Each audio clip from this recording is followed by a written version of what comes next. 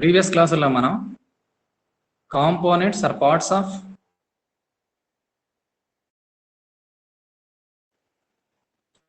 ఈ క్లాసులో దీంతో పాటు కాంపోనెంట్స్ పార్ట్స్ ఆఫ్ క్లాసిఫికేషన్ కూడా డిస్కస్ చేసాం. హైడ్రో ఎలక్ట్రిక్ పవర్ ప్లాంట్స్కి వచ్చేసరికి చేయడం జరిగింది. In this class we have to discuss about the site selection criteria of hydro electric power plants. Hydro site selection criteria గురించి దీనిలో మనం డిస్కస్ చేద్దాం.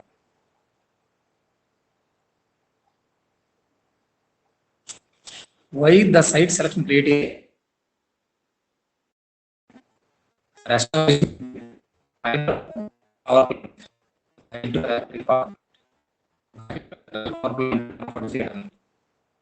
సైట్ సెలక్షన్ అనేది ఎందుకు అంత ప్రాముఖ్యం కలిగినటువంటిది, లేదా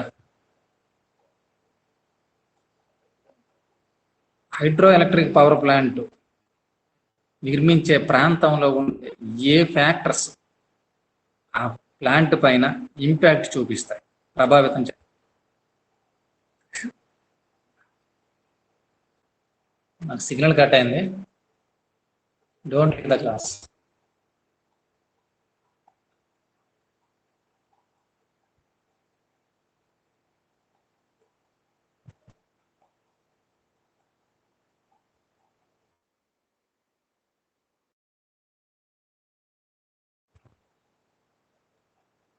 Next, cost of the land. Hydroelectric power plant needs huge space, so it should be kept in mind that land cost must be cheap. యాక్చువల్గా ఇప్పుడు ఒక విండ్ పవర్ ప్లాంట్ ఎస్టాబ్లిష్ చేయాలనుకున్నా, సోలార్ పవర్ ప్లాంట్ను ఎస్టాబ్లిష్ చేయాలనుకున్నా, nuclear power plant అయినా, hydro electric power plant అయినా తక్కువ space need. అయితే వీటిలో ఇది థర్మల్ పవర్ ప్లాంట్ కానీ న్యూక్లియర్ పవర్ ప్లాంట్ కూడా ప్లేస్ని ఆక్యుపై చేస్తుంది. బట్ వాటికంటే మరీ ఎక్కువ ప్లేస్ని హైడ్రో ఎలక్ట్రిక్ పవర్ ప్లాంట్కి అవసరం ఉంటుంది అన్నమాట. అదే రెన్యూవబుల్ ఎనర్జీ సోర్స్ అయినటువంటి సోలార్ కానీ ఈ విండ్ పవర్ ప్లాంట్స్ అయితే లెస్ స్పేస్ ఇస్ ఎనఫ్. దీనికి ప్రాజెక్ట్ కట్టడం కంటే ప్రభావితమైనటువంటి ప్లేసెస్ ని కూడా ముందు నుండి సేకరించుకోవాల్సిన అవసరం. డ్యామ్ కట్టాము,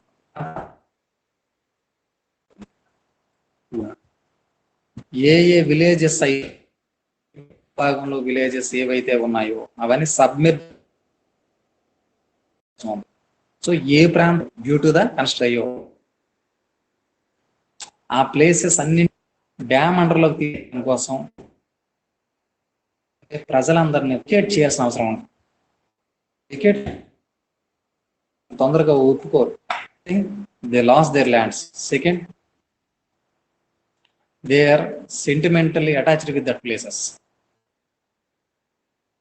సెంటిమెంటల్గా ఆ ప్లేస్తో అటాచ్ ప్లేస్ని విడిచిపెట్టారు. సో వాళ్ళకి ఆ ప్లేస్కి తగిన పరిహారం, కాంపన్సేషన్ ఇవ్వాలి. అగైన్ వాళ్ళకి విలేజ్ని కూడా చూపించాలి. మళ్ళీ అంటే రీహాబిలిటేషన్ వాళ్ళు మళ్ళీ కల్పించాలి. ఎవరు గవర్నమెంటా లేకపోతే ప్రైవేట్ అండర్లో ఉన్న యాజమాన్యం ఖచ్చితంగా అక్కడ ఉండే ప్రజలకి ఏ ప్రజలు అయితే ఏ విలేజెస్ అయితే సబ్మిట్ చేయబోతున్నాయో ఆ పీపుల్ అందరూ కూడా రీహాబిలిటేషన్, కాంపెన్సేషన్ రెండు కల్పించాలి. వాళ్ళు ఎంత ల్యాండ్ లాస్ అయిపోతున్నారు అక్కడ ల్యాండ్ ఇచ్చారు, ల్యాండ్ ఇవ్వాల్సి ఉంటుంది, లేదా ల్యాండ్కి తగిన కాస్ట్ ఇవ్వాల్సి ఉంటుంది, అమౌంట్ ఇవ్వాల్సి ఉంటుంది. రీహాబిలిటేషన్ మళ్ళీ వాళ్ళకి ఇంకో పునరావాసం కలిగింది. సో వీటికైనా ఖర్చు చాలా ఎక్కువ. డ్యామ్ కన్స్ట్రక్షన్ కంటే వీటికై ఖర్చు ఎక్కువ ఉంటుంది. ఇదే కాకుండా ఇన్ కేసు డ్యామ్కి ఏదైనా డ్యామేజ్ జరిగినట్లయితే ఒక్కసారిగా ఆ ఫ్లో అనేది ఆ క్రింద నుండి లోతట్టు ప్రాంతాలన్నింటినీ ముంచివేస్తుంది. లేదా ఫ్లడ్స్ వచ్చాయి, ఖచ్చితంగా డ్యామ్ నుండి వాటర్ కింద విడిచిపెట్టారు, గేట్స్ లిఫ్ట్ చేసి. సో అప్పుడు ఏ ప్రాంతాలు అయితే మళ్ళీ సబ్మిర్జ్ అవుతాయో ఊహించి వాటినన్నింటినీ కూడా అక్కడి నుండి వికెట్ చేయించాలి. సో అప్పుడు మరికొంత దానికి కూడా మరింత అమౌంట్ ఖర్చు అవుతుంది. సో డ్యామ్ కన్స్ట్రక్షన్ అయిన ఖర్చు కంటే కాంపన్సేషన్ మరియు రీహాబిలిటేషన్ అయినటువంటి ఖర్చు చాలా ఎక్కువ ఎక్కువ ఉంటుంది. అందుకోసం అనేసి ల్యాండ్ ఎక్కడైతే చీపర్గా దొరుకుతుందో ఆ ప్రాంతాలను మాత్రం సెలెక్ట్ చేసుకోవాల్సిన అవసరం ఉంది.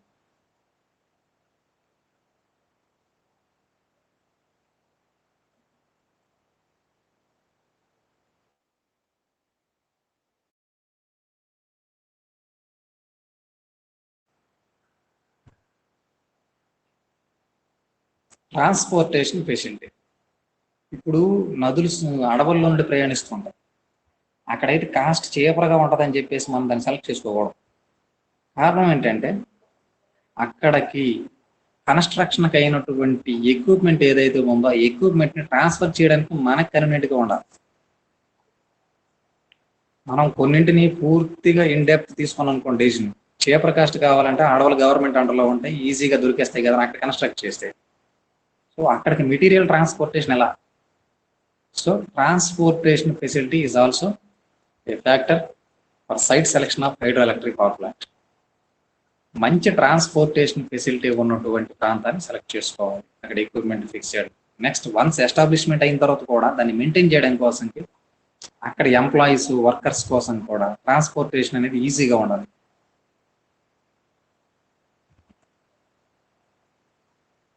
అంతే తప్ప ఇప్పుడు మన నదులన్నీ కూడా వెస్టర్న్ ఘాట్స్లోనే పుట్టాయి. ఉదాహరణ గోదావరి నది అంటే నాసికాత్రయం రకంలో పుట్టాయి. కృష్ణా నది పశ్చిమ పుట్టాయి. అక్కడ కన్స్ట్రక్ట్ చేస్తామంటే అక్కడ జనావాసమే తక్కువ. అక్కడ ట్రాన్స్ఫర్ చేయాలి ఎక్కడికి, జనావాసాల్లో. సో మనకి ట్రాన్స్పోర్టేషన్ ఫెసిలిటీ ఉండాలి రెండు రకాలుగా. ఒకటవది ఎక్విప్మెంట్ అక్కడ ఎస్టాబ్లిష్ చేయడానికి, తర్వాత అక్కడ పనిచేసే ఎంప్లాయీస్ అందరూ అక్కడికి వెళ్ళడానికి. రెండవది అక్కడ ప్రొడ్యూస్ అయినటువంటి పవర్ని మరలా ఎక్కడైతే లోడ్ అవసరం పడుతుందో, లోడ్ మీన్స్ యూసేజ్ అంటే ఉపయోగించినటువంటి ఆ ప్రాంతాలను లోడ్స్ అంటారు. వాటికి మళ్ళీ తిరిగి ఆ పవర్ని ట్రాన్స్ఫర్ చేయాలి. దానికి కూడా కష్టంతో కూడుకైతే అలాంటి ప్లేస్ని సెలెక్ట్ చేసుకోకూడదు.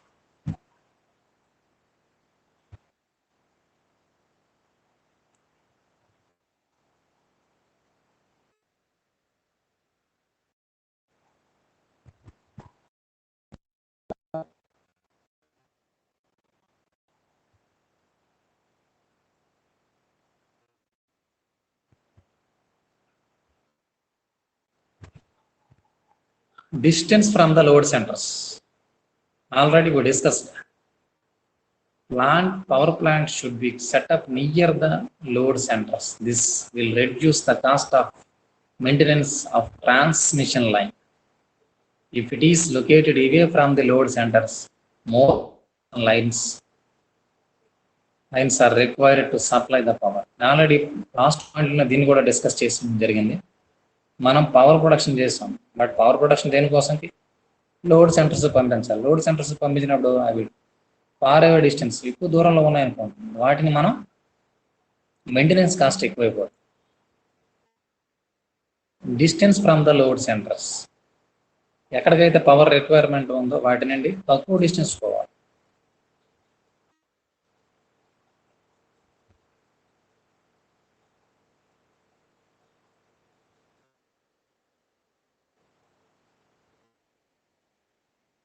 This is last one, environment effect. This is most important now. అసలు మనం రెన్యూవబుల్ ఎనర్జీ సోర్సెస్ వైపు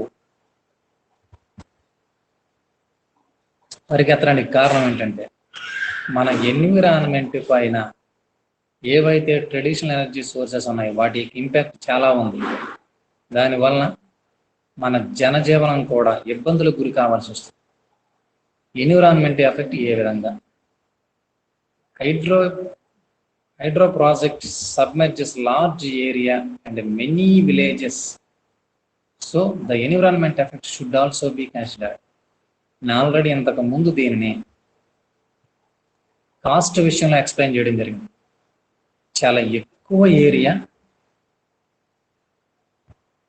రిక్వైర్మెంట్ ఉంటుంది. ప్రాజెక్ట్ కన్స్ట్రక్షన్ అయిన ప్లేసే కాకుండా దానితో ప్రభావితమైనటువంటి సబ్మెర్జ్ అవుతున్నటువంటి ప్రాజెక్ట్ పై భాగంలో ఉన్నటువంటి విలేజెస్, దిగువ ప్రాంతంలో ఉన్న విలేజెస్, అలాగని ప్రాజెక్ట్ కన్స్ట్రక్షన్ విషయంలో డీఫారెస్టేషన్ జరుగుతుంది చాలా వరకు. డీఫారెస్టేషన్ అనేది మేజర్ ప్రాబ్లమ్ టు ఎన్విరాన్మెంట్. అలాగనే biological hotspots may disappear in case the biological hotspots are exist in that area. దాని వలన ఎన్విరాన్మెంటల్ ఎఫెక్ట్ అనేది కూడా ఒక క్రైటీరియా తీసుకోవచ్చు.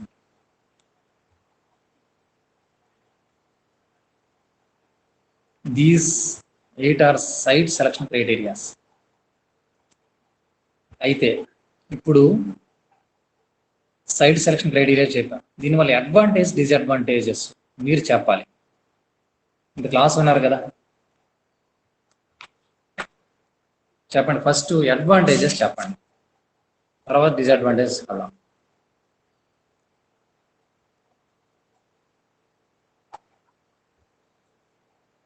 చెప్పండి. సాహిత్య, మధుకుమార్, శ్రీకాంత్,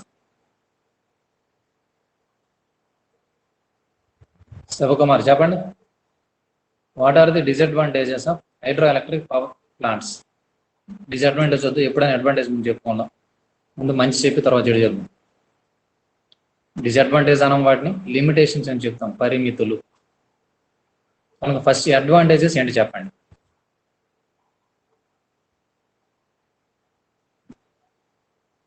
ఎనర్జీ ఎక్కువగా ఉత్పత్తి. ఓకే, నెక్స్ట్ ఇంకెవరైనా? Sahithya, Shivakumar,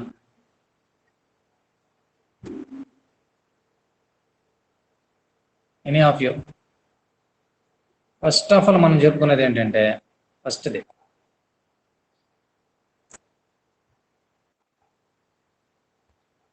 it is friendly environment. ఏంటంటే ఎలక్ట్రిసిటీని ప్రొడ్యూస్ చేసినప్పుడు ఎటువంటి గ్రీన్ హౌస్ గ్యాసెస్ అనేవి రిలీజ్ కావాలి. ఫస్ట్ ఏంటంటే ఎన్విరాన్మెంటల్ ఎయిర్ పొల్యూషన్ అసలు దీనివల్ల జరగదు. Air pollution also major problem for us because of fossil fuels. Fossil fuels వల్ల వచ్చేటట్టు దీనిలో అంటే బొగ్గును కాల్చినప్పుడు వచ్చినటువంటి పొల్యూషన్ కానీ, పెట్రోల్ బర్న్ చేసినప్పుడు వచ్చినటువంటి పొల్యూషన్, వాటి పొల్యూషన్ వలన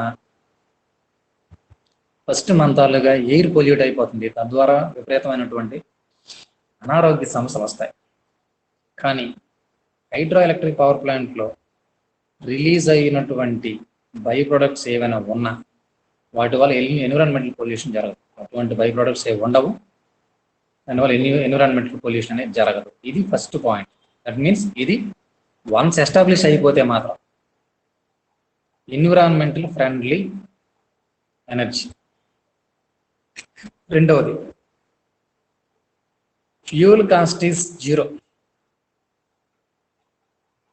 free fuel cost, free fuel. సింపుల్గా మనం ఉదాహరణకి థర్మల్ పవర్ ప్లాంట్ ఎస్టాబ్లిష్ చేసాం అనుకోండి. దానికి ఫ్యూయల్ ఏంటంటే కోల్. కోల్ అనేది భారతదేశంలో అవైలబిలిటీ చాలా తక్కువ. మనం పవర్ ప్రొడక్షన్ చేసుకోవాలనుకుంటే విదేశాల నుండి బొగ్గును దిగుమతి చేసుకోవాల్సి ఉంటుంది. ఇది ఖర్చుతో కూడుకున్నటువంటిది. ఇది ఖర్చుతో కూడుకున్నటువంటిది, కాస్ట్ ఎఫెక్టివ్. అలాగే న్యూక్లియర్ పవర్ ప్లాంట్ ఎస్టాబ్లిష్ చేసాం అనుకోండి. దానికి ఫ్యూయల్ యురేనియం ఆర్ థోరియం. ఈ ఫ్యూయల్ కూడా భారతదేశంలో వీటి యొక్క నిల్వలు కూడా చాలా తక్కువ. సో వీటిని కూడా ఇంపోర్ట్ చేసుకోవాల్సి ఉంటుంది. దానికైనటువంటి ఖర్చు దట్టు మనం ఒక్క ఖర్చే కాదు, మన ఏదైనా దేశంతో మనం ఇంపోర్ట్ చేసుకుంటామంటే వాళ్ళకి లోయలుగా ఉండాలి. వాళ్ళు చెప్పినట్టు వినాల్సిన పరిస్థితి. ఇప్పుడు మనకి పెట్రోల్ విపరీతంగా కాస్ట్ పెరిగిపోతుందని వింటున్నాం. పెట్రోల్ అంతా మన దగ్గరది కాదు, ప్రపంచంలోని ఆయిల్ కంట్రీస్ కొన్ని ఉన్నాయి. అందులో అరేబియన్ కంట్రీస్. వాళ్ళు ఏం చేస్తారంటే బ్యారల్ తల కాస్ట్ని వాళ్ళు డిసైడ్ చేస్తుంటారు. ఈసారి డబ్బులు అంటే పెంచడం తగ్గించడం అనేది వాళ్ళ చేతిలో ఉండదు. చేతులు అంటే వాళ్ళ తాలూకా ప్రొడక్షన్ కాస్ట్ బట్టి వాళ్ళ కాస్ట్ పెంచుతూ ఉంటారు. ఎంత కాస్ట్ అని మనం కొనాలి. మెడిసిన్ టు దట్ కొనడానికి మనం డబ్బులు పెట్టడమే కాదు, వాళ్ళకి వ్యతిరేకంగా మనం ఏదైనా పని చేయాల్సిన పరిస్థితి వచ్చినా సరే చేయకుండా నోరు మూసుకొని కూర్చోవాల్సిన పరిస్థితి. లేదంటే వాళ్ళ పెట్రోల్ దిగుమతులు ఆపేస్తారు, మనం ఆపిస్తే ఇబ్బందికరం. So free of cost, at the same time మనకు డిపెండెన్సీని తగ్గిస్తుంది ఫారిన్ కంట్రీస్ పైన. ఫ్యూయల్ ఫ్రీ ఆఫ్ కాస్ట్ ఏది? హైడ్రో ఎలక్ట్రిక్ పవర్ ప్లాంట్కి వస్తుంది. నెక్స్ట్ మూడవది, దీనికి ఇంకో అడ్వాంటేజ్ ఏంటంటే ఎప్పుడైతే రైనీ సీజన్లో స్టోర్ చేసుకుంటాం, మిగతా సీజన్స్లో దీన్ని వాడుకుంటూ ఉండొచ్చు. ఇది నాలుగవది. ఐదవది ఏంటంటే మిగతా అన్నింటి కాస్ట్ కంటే దీని కాస్ట్ చాలా చేపర్గా ఉంటుంది. హైడ్రో ఎలక్ట్రిక్ పవర్ ప్లాంట్స్ ఇవన్నీ ఎలక్ట్రిసిటీకి సంబంధించినటువంటి, అంటే పవర్ ప్రొడక్షన్ కోసం మాత్రమే సంబంధించి. కానీ ఇవి కాక వేరే అడ్వాంటేజెస్ ఉన్నాయి హైడ్రో ఎలక్ట్రిక్ పవర్ ప్లాంట్స్ వల్ల. మనం ఒక ప్లేస్లో హైడ్రో ఎలక్ట్రిక్ పవర్ ప్లాంట్ని కన్స్ట్రక్ట్ చేసామంటే ఆ వాటర్ క్రిందకు విడిచిపెట్టిన తర్వాత అది పవర్ ప్రొడక్షన్తో పాటు అగ్రికల్చర్ పర్పస్లో మనకు ఉపయోగపడుతుంది, అగ్రికల్చర్ ఫీడ్స్. అందుకే చూడండి, కృష్ణా గోదావరి డెల్టాలకు వాటర్ విడిచిపెడుతున్నాము ఎక్కడి నుండి అనేది చెప్తుంటాం, మన పేపర్లో మీరు చదివే ఉంటాం. సో ఇక్కడ ఏం జరుగుతుంది? Not only for power productions, these are also hydro electric power plants also useful for the agriculture as well as home needs also domestic purpose also. Next మనకు చూడండి, పల్లెటూరులో ఒక మాట చెప్తాను. నెక్స్ట్ పాయింట్ ఐదోదో ఆరోదో గుర్తుపెట్టుకోండి, మీరు రాసుకోవచ్చు ఓన్గా. ఇంకుడు గుంతలను ఏర్పాటు చేస్తుంటాం. దేనికోసంకి? రైనీ సీజన్లో వాటర్ కానీ అక్కడ పడినట్లయితే, అక్కడ ఇంకుడు గుంతల్లో వాటర్ ఉన్నట్లయితే మన గ్రౌండ్ వాటర్ లెవెల్ అనేది పెరుగుతుందని చెప్తాం. అలాగనే ఎక్కడైతే డ్యామ్ కన్స్ట్రక్షన్ అయిందో దాని పరివాహక ప్రాంతాల్లో, దాని యొక్క పరిసర ప్రాంతాల్లో గ్రౌండ్ వాటర్ లెవెల్స్ బాగా ఉన్నత స్థితిలో ఉంటాయి. అలా ఉండడానికి రీజన్ ఏంటంటే మనం అక్కడ వాటర్ని స్టోర్ చేస్తాం. సో ఆ ప్రాంతంలో ఉన్నటువంటి సాయిల్ ఆ వాటర్ని అబ్జర్వ్ చేసుకుంటాం. సో గ్రౌండ్ వాటర్ లెవెల్ పెరగడానికి ఛాన్సెస్ ఉన్నాయి.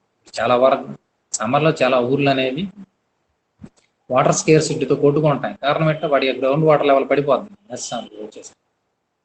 కేవలం ఈ వాటర్ అంతటిని మనం అధికంగా వాడేస్తూ మళ్ళీ స్టోర్ అయినటువంటి మార్గాలను మనం చూడట్లేదు. అదే డ్యామ్ కన్స్ట్రక్షన్ జరిగినట్లయితే ఖచ్చితంగా వాటర్ స్టోరేజ్ ఉంటుంది, పెద్ద రిజర్వాయర్ ఉంటుంది. సో ఆటోమేటిక్గా throughout the year water absorption of particular that land is very high. So ఆటోమేటిక్గా ఏం జరుగుతుంది? గ్రౌండ్ వాటర్ లెవెల్ అనేది బాగా పెరుగుతుంది. గ్రౌండ్ వాటర్ లెవెల్ పెరిగిందంటే మన వ్యవసాయ అవసరాల కోసం, agriculture needs as well as the domestic purpose, ఈ రెండింటి విషయంలో కూడా మనకు ఆ వాటర్ని డైరెక్ట్గా వాడుకోకపోయినా మనం ఇక్కడ బోర్ వెల్స్ తీసుకున్నా సరే వాటర్ తొందరగానే మనకి అవైలబుల్ అవుతుంది అన్నమాట. These are the advantages of hydro electric power system. What are the limitations? Come fast, తొందరగా చెప్పండి. ఆల్రెడీ మీకు చెప్పున్నవే. ఫస్ట్ వన్ ఏంటంటే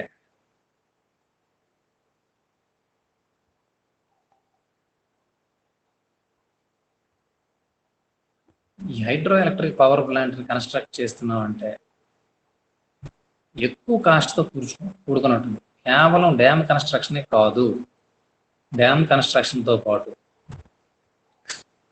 దాని ప్రభావం వలన సబ్మెర్జ్ అయినటువంటి విలేజర్స్ని అక్కడి నుండి మూవ్ చేసి కాంపన్సేట్ చేస్తూనే రీహాబిలిటేషన్ ప్రొవైడ్ చేసినటువంటి అవసరం ఉంది కనుక it is highly cost effective. రెండవది, పవర్ ప్లాంట్ కన్స్ట్రక్ట్ చేస్తున్నాం అంటే మోస్ట్ ప్రాబబ్లీ డీఫారెస్టేషన్ జరిగిపోతుంది ఆ ప్రాంతంలో. చాలా వరకు డీఫారెస్టేషన్ జరిగింది అంటే అక్కడ ఉన్నటువంటి బయలాజికల్ హాట్స్పాట్స్ అనేవి దెబ్బతింటాయి. మీన్స్ బయలాజికల్ హాట్స్పాట్స్ అంటే కొన్ని ప్రాంతాలలో చూడండి, మీరు జనరల్ స్టడీస్ చదివేసి ఉంటారు. ఇప్పుడు సుందర్బన్ అడవులు ఉన్నాయనుకోండి, అక్కడ ఒక రకమైన పులులకు ప్రసిద్ధి. అలాగే గుజరాత్లోని గిర్ ఫారెస్ట్ అని ఉంటుంది, అక్కడ సింహాలకు ప్రసిద్ధి. ఇప్పుడు అక్కడ డిఫారెస్టేషన్ జరిగిపోయిందంటే అక్కడ ఉండేటటువంటి యానిమల్స్ అనేవి అవి నిరాశ్రయాలు అయిపోతాయి, అంటే ఆవాసం కోల్పోతాయి. అయితే అందులో కొన్ని రకాల జంతువులు ఆ ప్రాంతంలో తప్ప వేరే ప్రాంతాలు ఎగ్జిస్ట్ అవ్వలేదు. సో ఆ జీవజాతి అంతరించిపోతుంది, అంటే అక్కడ బయలాజికల్ హాట్స్పాట్ అనేది పూర్తి కనుమరుగైపోతుంది. సో అటువంటి సమస్య వస్తుంది జీవజాతి. అలానే ఇంకొక లాస్ ఏంటంటే, నదిలో ఉండే జీవజాలం సహజసిద్ధంగా పెరగడం వేరు. నదిలో అంటే చేపలు, నెమలు, చేపలు, మొసళ్ళు, నెక్స్ట్ ఈ ఏమైనా సీ యానిమల్స్ కూడా ఇటు వచ్చి ఎగబ్రాకి ఇక్కడ బతకొచ్చు. ఎప్పుడైతే కన్స్ట్రక్షన్ ఉందో వాటి తాలూకా జనరల్ లైవ్లీహుడ్ కూడా ఇది దెబ్బతినేస్తుంది. ఇది ఒక రకమైనటువంటి కారణం. నెక్స్ట్, ఎప్పుడైతే డ్యామ్ వాల్ డిఫారెస్టేషన్ జరిగిందో వాటర్ ఈ మనకి రెయిన్స్ అనేవి టైం టు టైం అనేవి పడవు. రెయిన్ఫాల్ అనేది టైం టు టైం ఉండదు. ఎందుకంటే అది దానికి నచ్చినట్టుగా బిహేవ్ చేస్తుంది, మనకు నచ్చినట్టు మనం బిహేవ్ చేస్తున్నాం. దానికి సరైన ఎగ్జాంపుల్ ఏంటంటే, మీకు అందరూ వినే ఉంటారు, 3 years బ్యాక్ కేరళ విపరీతమైన వరదలతో అతలాకుతలం అయిపోయింది అన్నమాట. ఎందుకు పరిస్థితి వచ్చింది తెలుసా? కేరళలో చాలా మంది చనిపోయారు, చాలా హౌసెస్ కొట్టుకుపోయాయి. కారణం ఏంటంటే డిఫారెస్టేషన్. ఎందుకు అది జరిగింది? కేరళ ఉన్నదే వెస్ట్రన్ ఘాట్స్లో, అందుకే చూడండి అక్కడ ఎక్కువగా నీటిలోనే ప్రయాణాలు ఉంటుంటాయి, అడవి ప్రయాణం. అంటే పెద్ద పెద్ద నదులు మనలాగు కృష్ణా గోదావరి నదులు కానీ, లేకపోతే తుంగభద్ర, లేకపోతే కింద ఏంటంటే కావేరి అనేది ఇంత పెద్దవైతే ఉండవు. చాలా చిన్న చిన్న కాలువలు లాంటివి, చిన్న చిన్న నదులు చాలా ఎక్కువ ఉంటాయి, నెంబర్ ఆఫ్ ఉంటాయి అక్కడ. అందువల్ల వాళ్ళకి ట్రాన్స్పోర్టేషన్ అనేది చేపరగా జరుగుతుంది.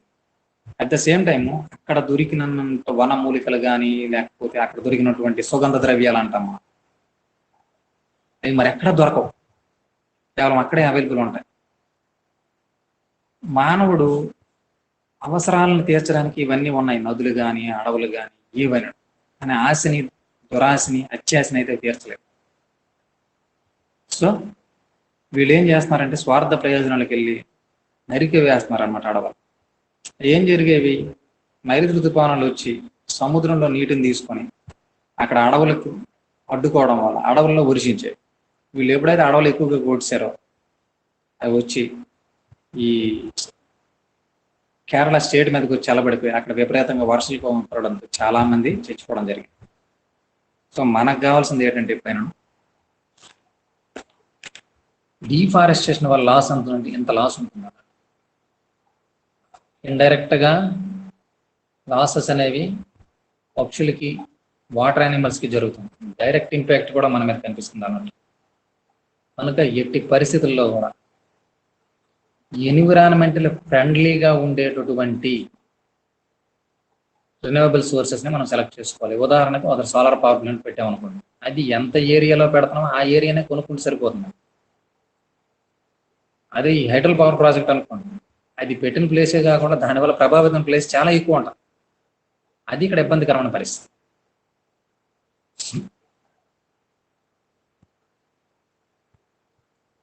సరే, మీకేమైనా తెలిసిన లిమిటేషన్స్ ఉంటే చెప్పండి. మీకు ఇంకో విషయం, వరదలు గట్టు వచ్చాయి అనుకోండి, వచ్చినప్పుడు మనం ఎస్టిమేట్ చేసినటువంటి ప్రాంతాలే మునిగిపోతాయి అని చెప్పి రీహాబిలిటేషన్ కల్పిస్తున్నాము, కాంపన్సేట్ చేస్తాం. ఊహించనటువంటి వరదలు వచ్చినట్లయితే అంతవరకు ఏ ప్రాంతాలను అయితే ఎస్టిమేషన్లకు తీసుకోలేదో సబ్మెర్జెన్ చెప్పి ఆ ప్రాంతాలు కూడా వరద తాకిడికి గురవ్వచ్చు. అప్పుడు డ్యామ్ కింద ఉన్న ప్రాంతాలకు, పైన ప్రాంతాలు కూడా ఇబ్బంది పడే పరిస్థితి ఉంటుంది. గేట్లు కానీ లిఫ్ట్ చేయకపోతే పై ప్రాంతాలు పోతాయి, లిఫ్ట్ చేస్తే కింద ఉన్న ప్రాంతాలు పోతాయి. ఇప్పుడు హెవీ ఫ్లడ్స్ అంటే మనం ఎస్టిమేట్ చేయని వచ్చినప్పుడు, ఇన్ కేస్ కొన్ని సందర్భాల్లో డ్యామ్స్ బ్రేక్ అయ్యే ఛాన్స్ ఉంది. డ్యామ్ బ్రేక్ అయింది అనుకోండి, కింద ఉన్నటువంటి అన్ని కొట్టుకుపోతాయి. అది అన్ఎక్స్పెక్టెడ్గా ఒకేసారి వాటర్ వచ్చినప్పుడు ముందు ఎస్టిమేట్ చేసినటువంటి విలేజెస్ అంటే ప్రాంతాలే కాకుండా అంతకు మించినటువంటి ప్రాంతాలు కూడా ఈ ప్రభావానికి గురయ్యే ఛాన్సెస్ ఉన్నాయి. చెప్పండి, ఇంకేమైనా మీకు తెలిసిన లిమిటేషన్స్ ఉంటే చెప్పండి. అడ్వాంటేజెస్ కూడా నేను చెప్పినవి కాకుండా ఇంకేమైనా అడ్వాంటేజెస్ ఉన్నాయో చెప్పండి, లిమిటేషన్స్ ఉన్నాయో చెప్పండి. మీరు అయిపోయిందంటే క్లాస్ క్లోజ్ చేసేస్తాం. లేవు అనుకున్నా, అయిపోయాయి అనుకున్నా, అంతకు మించి క్లాస్ క్లోజ్ చేసేద్దాం. ఓకేనా?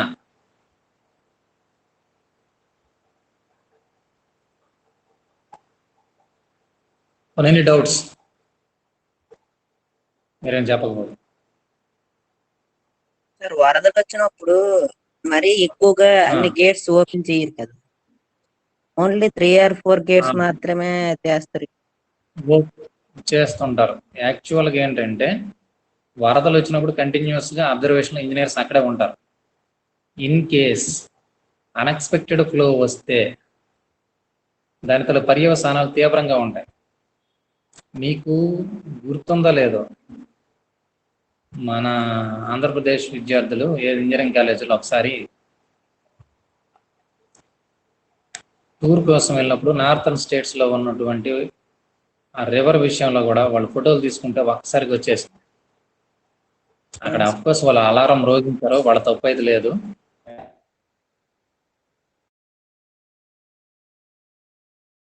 కూడా కారణమైంది. అలాంటి చిన్న చిన్న ఇబ్బందులు కూడా ఉంటాయి దానివల్ల. నువ్వు చెప్పేది ఏంటంటే సాధారణమైన వరదల విషయంలో అయితే ఆ ప్రాబ్లం ఉండదు, గ్రాడ్యువల్గా ఒక్కొక్క దాన్ని లిఫ్ట్ చేసుకుంటూ వెళ్తారు.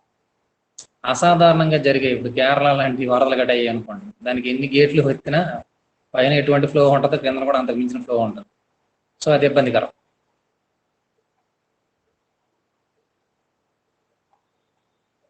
నెక్స్ట్ ఇలాంటి డౌట్స్ ఏముంటే అడిగండి, అదర్వైజ్